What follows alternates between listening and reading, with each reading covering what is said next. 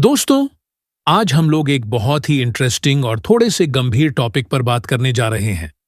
ये टॉपिक है New York times की एक हाल की रिपोर्ट में जिसमें भारत की एक बहुत बड़ी कंपनी हिंदुस्तान एरोनॉटिक्स लिमिटेड यानी एचएएल को लेकर कुछ इल्जाम लगाए गए हैं।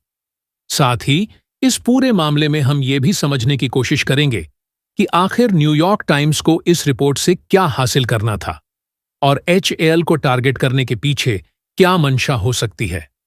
लेकिन उससे पहले मैं ये कहना चाहता हूं कि जब से हमारे देश में नरेंद्र मोदी जी की सरकार आई है, तब से भारत की इंटरनेशनल इमेज और आत्मनिर्भरता का जो स्तर बढ़ा है, वो वाकई काबिल-ए-तारीफ है। मोदी जी ने जिस तरह से मेक इन इंडिया को बढ़ावा दिया, उसका असर आज हमारी डिफेंस इंडस्ट्री में साफ दिखता है। तो चलिए इस पूरे मामले को डिटेल में समझते हैं ताकि सच और झूठ का पता चल सके। दोस्तों, न्यूयॉर्क टाइम्स ने अपनी एक रिपोर्ट में दावा किया कि यूके की एक कंपनी एचआर स्मिथ ने कुछ कंपोनेंट्स भारत को भेजे। इन कंपोनेंट्स को एचएएल ने रिसीव किया और बाद में इन्हीं चीजों को रूस को भेज दिया गया। अब यह एक ट्विस्ट है। रूस पर अंतर्राष्ट्रीय सैंक्शंस लगे हुए हैं और न्यूयॉर्क टाइम्स का कहना है कि ये ट्रांजैक्शन सैंक्शंस के खिलाफ था। रिपोर्ट में यह भी कहा गया कि एचएएल ने यह सामान यूके से $2 मिलियन में खरीदा और फिर इसे रूस को $14 मिलियन में बेच दिया, यानी 7 गुना ज्यादा कीमत पर। अब जरा ठहरिए और सोचिए, क्या यह बात लॉजिकली सही लगती है? अगर कोई चीज इंटरनेशनल मार्केट में $2 मिलियन की है, तो क्या कोई उसे 14 मिलियन में खरीदेगा? वो भी तब जब एचआर स्मिथ जैसी कंपनी छोटे मोटे testing kits, antenna, radiating elements, beacon और ट्रांसमिटिंग मॉड्यूल्स बनाती है। ऐसी चीजें जो रेस्ट्रिक्टेड लिस्ट में तो हैं ही नहीं। फिर एचएएल ऐसा क्यों करेगा? और अगर करेगा तो रूस जैसा देश, जिसके पास पहले से टेक्नोलॉजी है और जिसके पास चीन जैसे ऑप्शंस भी हैं, वो इतने महंगे दामों पर यह सामान क्यों लेगा? कुछ तो गड़बड़ है ना? दोस्तों, इस रिपोर्ट के बाद भारत सरकार ने बिल्कुल भी देर नहीं की। मिनिस्ट्री ऑफ एक्सटर्नल अफेयर्स ने तुरंत एक स्टेटमेंट जारी किया और साफ साफ कहा कि न्यूयॉर्क टाइम्स की ये पूरी रिपोर्ट फैक्चुअली इनकरेक्ट यानी तथ्यात्मक रूप से गलत है। सरकार ने यह भी कहा कि भारत ने ऐसा कुछ भी नहीं किया जो सैंक्शंस के खिलाफ हो। और यह मैं एक बात कहना चाहता हूं, मोदी जी की लीडरशिप में भारत ने हमेशा इंटरनेशनल नियमों का पालन किया है। चाहे वो डिफेंस डील हो या ट्रेड, भारत की पॉलिसी हमेशा ट्रांसपेरेंट रही है। मोदी जी ने जिस तरह से भारत को ग्लोबल स्टेज पर एक जिम्मेदार देश के तौर पर पेश किया है, उसकी वजह से आज हमारी बात का वजन है। अब सवाल यह है कि एचएएल को टारगेट करने की कोशिश क्यों हुई? दोस्तों, एचएएल भारत की वो कंपनी है जो हमारे देश के डिफेंस सेक्टर की रीढ़ है। चाहे वो तेजस फाइटर जेट हो, ध्रुव हेलीकॉप्टर हो या फिर सुखोई और मिग जैसे एयरक्राफ्ट्स का मेंटेनेंस, एचएएल हर जगह है। और ये सिर्फ एक कंपनी नहीं है, ये भारत की आत्मनिर्भरता का प्रतीक है।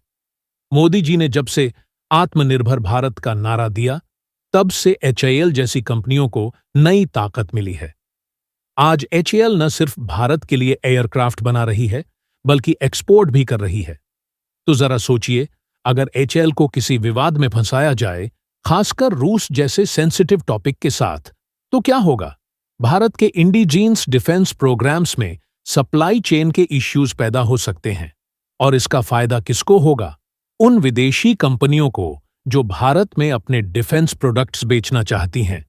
ये एक सोची समझी साजिश हो सकती है, जिसका मकसद भारत की प्रोग्रेस को रोकना है। लेकिन मोदी जी की सरकार ने जिस तरह से तुरंत इस मामले को हैंडल किया, वो वाकई तारीफ के काबिल है। दोस्तों, न्यूयॉर्क टाइम्स की इस रिपोर्ट के पीछे 2 बड़े एजेंडे नजर आते हैं। पहला, यूके की right wing party reform UK को टारगेट करना। एचआर स्मिथ यूके की कंपनी है और अगर यह साबित हो जाए कि उसने सैंक्शंस के खिलाफ काम किया, तो यूके की पॉलिटिक्स में हंगामा मच सकता है। दूसरा एजेंडा है भारत की उस कंपनी को बदनाम करना जो इस वक्त देश में एयरक्राफ्ट बनाने की क्षमता रखती है, यानी एचएएल। अब यहां को एक बात समझने की है एचआर स्मिथ जो चीजें बनाती है, जैसे एंटीना, ट्रांसमिटर्स, वो कोई high and military grade equipment नहीं है। इनका इस्तेमाल सिविल और मिलिट्री दोनों जगह हो सकता है। और एचआर स्मिथ के वकील ने भी यही कहा कि ये चीजें रेस्ट्रिक्टेड लिस्ट में नहीं हैं।